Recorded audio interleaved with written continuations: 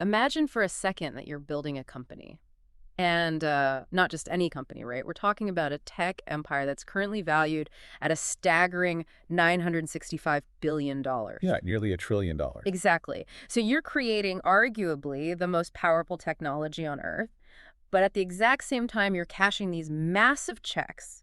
You are literally looking everyone in the eye and warning them that there is a 10 to 25% chance this exact technology leads to the complete collapse of human civilization. Which is just, I mean, it's an almost impossible paradox to wrap your head around. It really is. You're simultaneously the architect of this potential utopia, but also, the prophet of your own doomsday. Yeah, and that paradox is exactly what we are exploring today.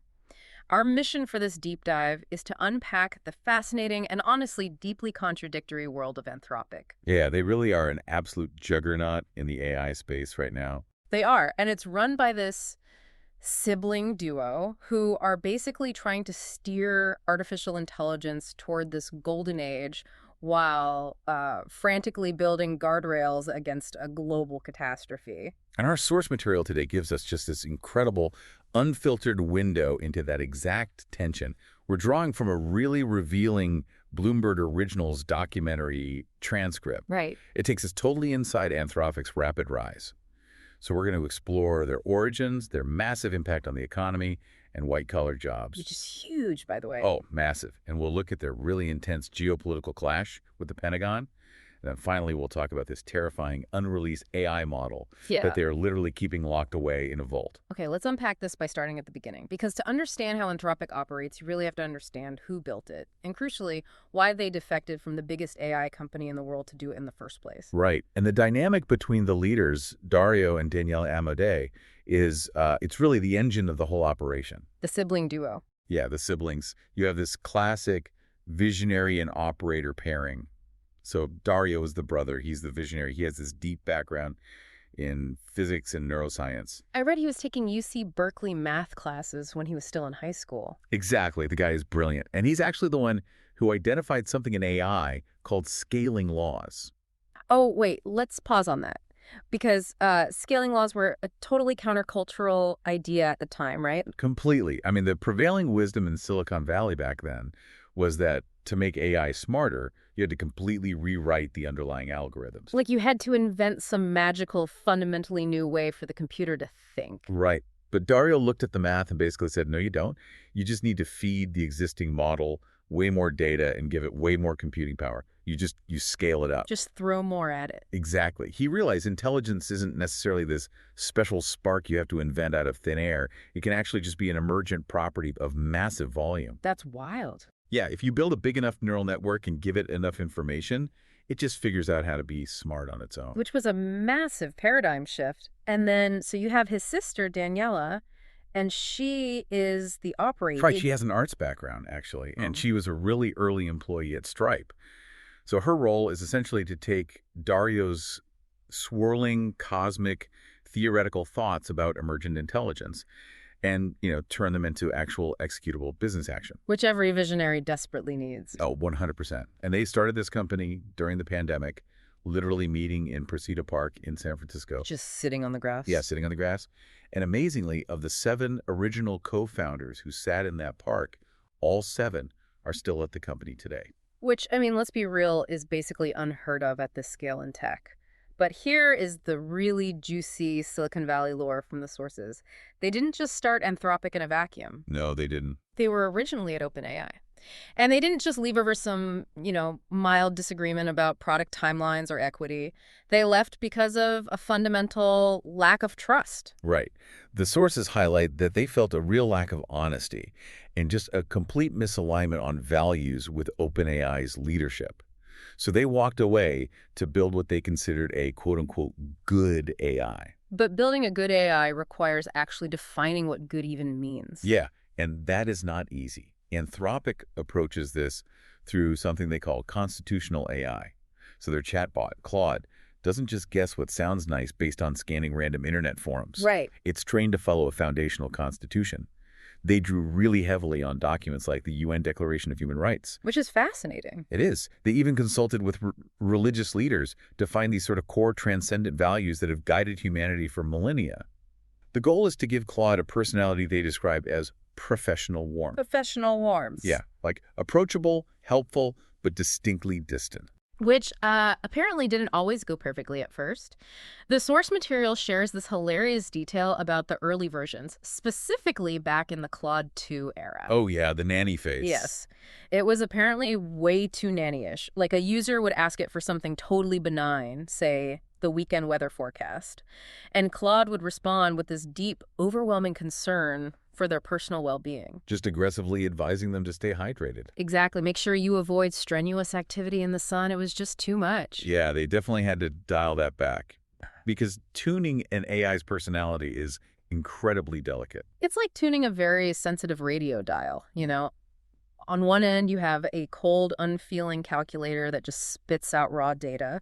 And on the other end, you have this overbearing, anxious friend who just won't leave you alone. That's a great way to put it. But wait, I'm stuck on something here. I want to push back a bit. Sure. How does a tiny group of guys sitting in an office park in San Francisco realistically get to decide what good means for, say, a farmer in India or a teacher in Brazil?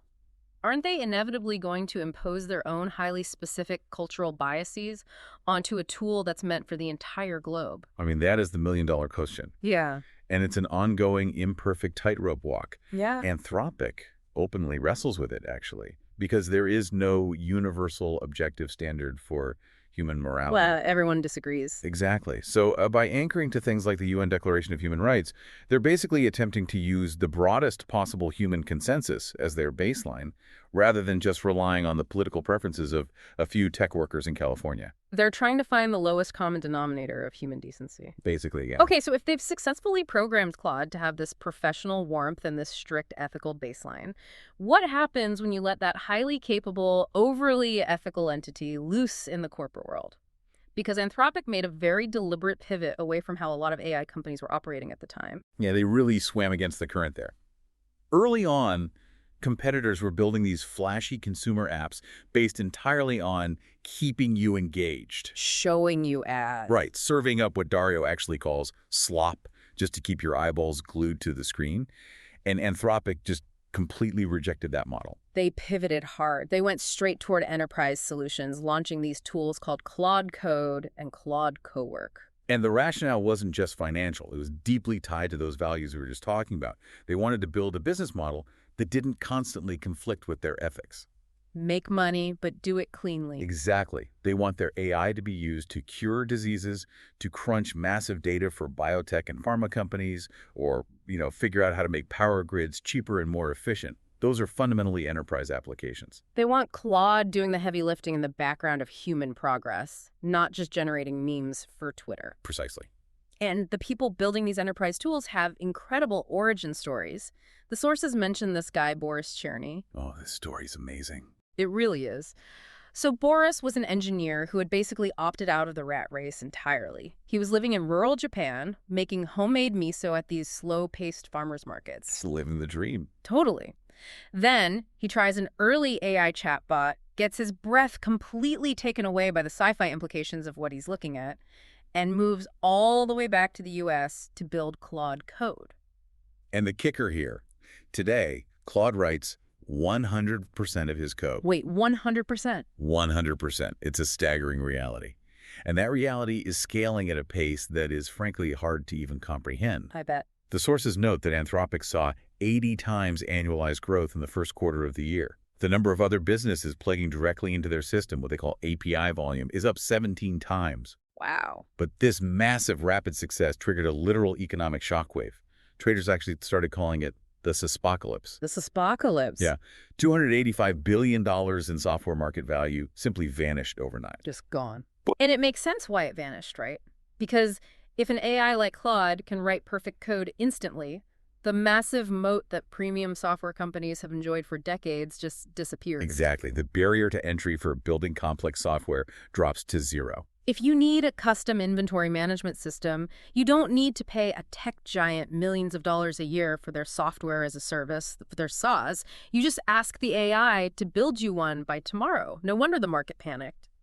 And Dario doesn't sugarcoat what this means for the broader economy either. He predicts that AI could eliminate 50% of entry-level white-collar jobs in just the next 1 to 5 years. 50% in 5 years. Yeah. He visualizes the timeline of human labor in a very specific way. Huh. Right now, he says we are in the leverage hump. The leverage hump. Okay, what does that mean? It's this phase where AI automates, say, 90% of a task. It makes the human worker 10 times more productive because they are highly leveraged. So one accountant can suddenly do the work of 10 accountants. Right. But eventually, that automation creeps closer to 100%.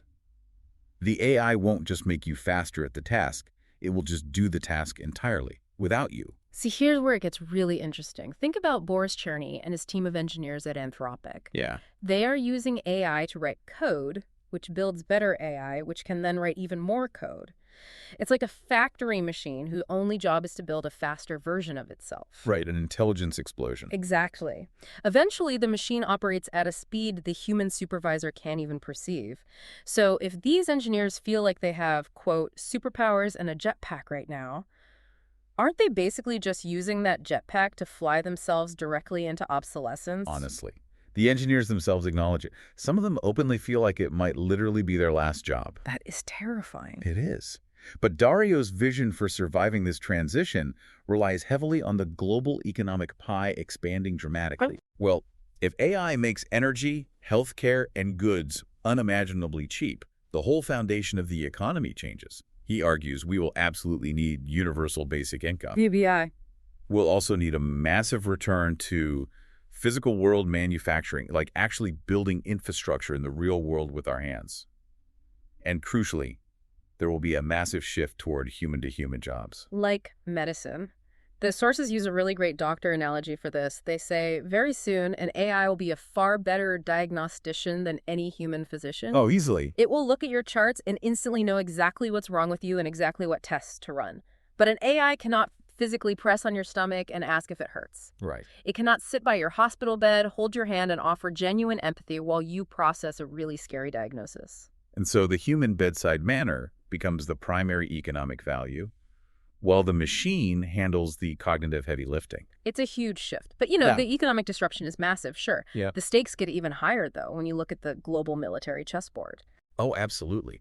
This technology is so powerful, it has triggered an incredible ideological collision. Right, because Dario Amodei was a known anti-war advocate back in his days at Caltech. He actively protested conflicts. Yet, Anthropic recently signed a $200 million contract with the Pentagon and works alongside defense contractors like Palantir. It seems like a massive contradiction. But Dario justifies this shift as a necessary patriotism. Okay, unpack that for me. Well, he looks at authoritarian regimes, he looks at Russia invading Ukraine, he looks at the threat of China invading Taiwan, and he believes democratic nations absolutely must maintain technological supremacy. So he thinks we can't afford to fall behind. Right. He even actively lobbies for strict export controls on AI chips going to China. He essentially argues that you can't be a pacifist if the other guy is actively building a superweapon. You have to arm the democracies. But he didn't just hand over the keys to the military, right? Anthropic drew massive, strict red lines for exactly how their technology could be used. Very strict. Yeah, they said Claude cannot be used for mass surveillance, and it absolutely cannot be used for autonomous weapons. Their non-negotiable rule is that a human being must always make the final call on any lethal action. And according to the sources, that did not go over well in Washington. Not at all. And to be clear, we're just reporting what the source material lays out here, but it says the Trump administration and Defense Secretary Pete Hegseth demanded those guardrails be removed entirely. Yeah, they publicly called Anthropic's leadership ideological lunatics and left-wing nutjobs, which resulted in intense lawsuits. And Anthropic was actually blacklisted by the Pentagon for refusing to back down and remove their safety locks. And, the stakes of this debate over military AI, they are not theoretical at all. The source material brings up a really tragic, real-world incident to ground this. Yeah, this was tough to read. It was a U.S. missile strike that hit a girls' school in Iran, killing more than 150 people, and most of them were children. And this strike utilized an AI-assisted targeting platform made by Palantir. Now, Anthropic maintains that a human made the final call in that specific strike, so it technically didn't violate their specific red lines. But man, it highlights the terrifying reality of integrating artificial intelligence into warfare. It really does.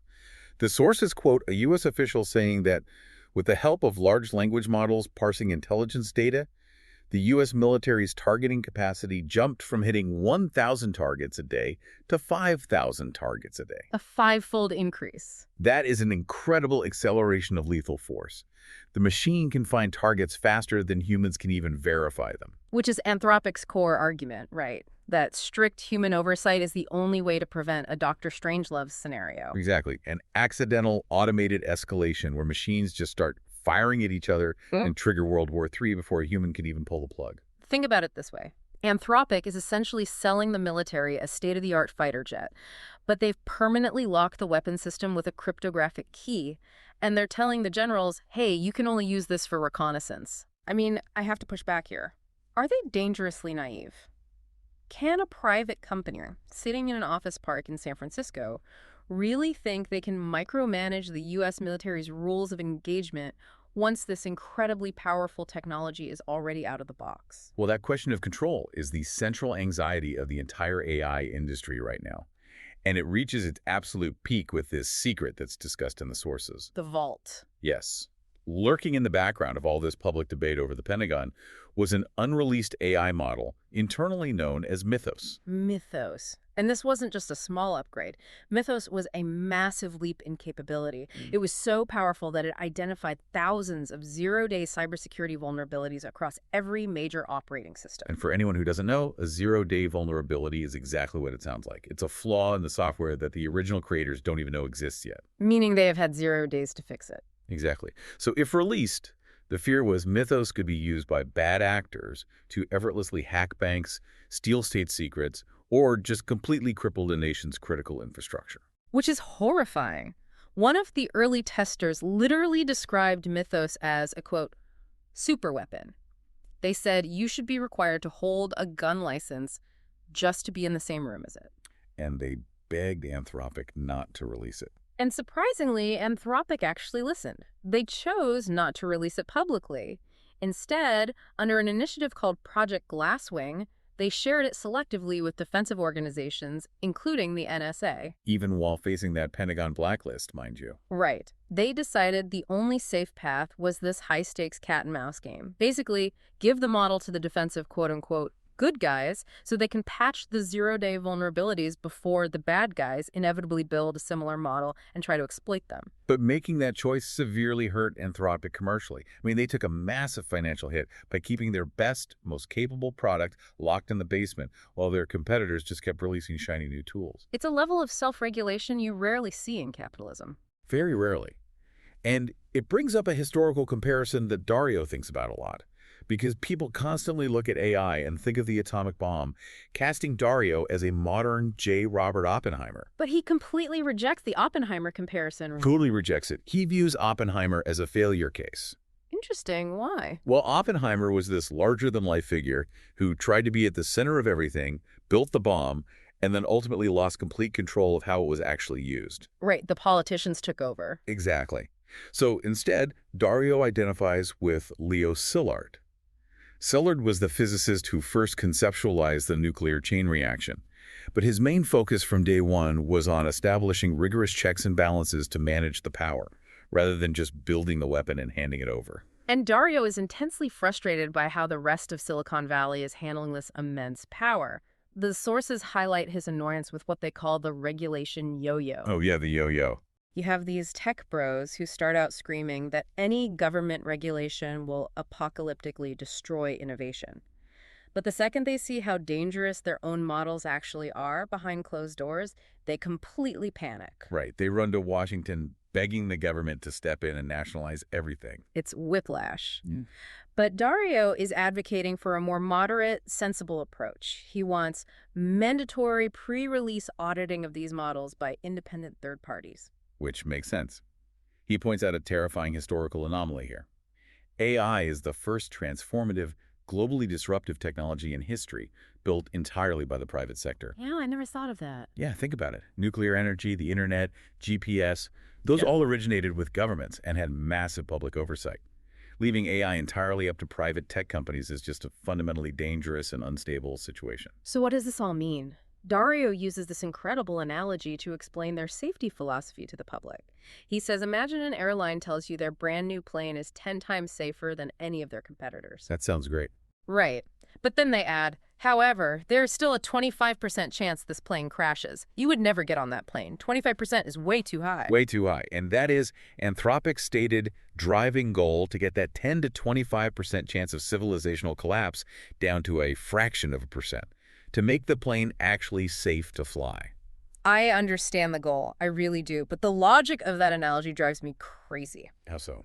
If the engineers building the plane know for a fact there is up to a 25% chance it crashes and takes human civilization down with it, why are they still building the plane? Why not just shut down the runway entirely and walk away? Because Dario's argument is that the runway cannot be shut down. The physics of AI, those scaling laws we talked about earlier, they're already out there. The recipe is public. The genie is out of the bottle. Exactly. Other countries, other competing companies, authoritarian regimes, they're all actively building their own planes. His belief is that if Anthropic leaves the space, the void will simply be filled by actors who aren't even trying to build guardrails. So they have to stay in. They believe they have to stay in the race to build the safest plane possible because humanity is being forced onto the flight regardless. Man, think about your own life for a second. You are currently living on the flat part of what Dario calls the smooth exponential curve. Right. And the experience of the smooth exponential is that for years, it feels like nothing is really happening. You see a new gadget here, a weird chatbot there. The progress feels totally linear. But then? And then, suddenly, zoom. The curve goes vertical.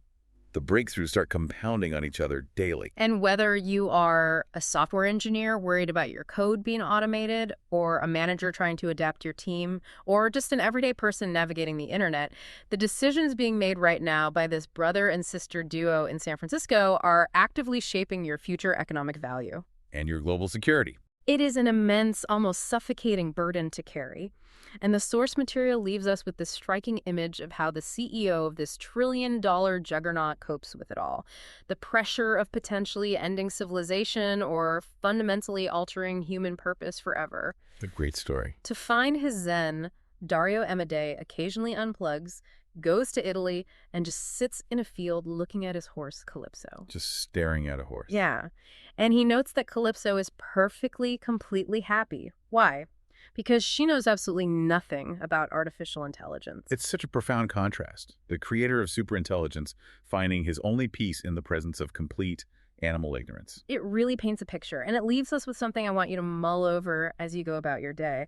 As this smooth exponential curve suddenly goes vertical, as the global economic pie gets bigger and the machines take over all the heavy cognitive lifting, will we eventually find ourselves seeking that same blissful animal ignorance? Or will we evolve, finding an entirely new kind of meaning in a world where we no longer have to work just to survive?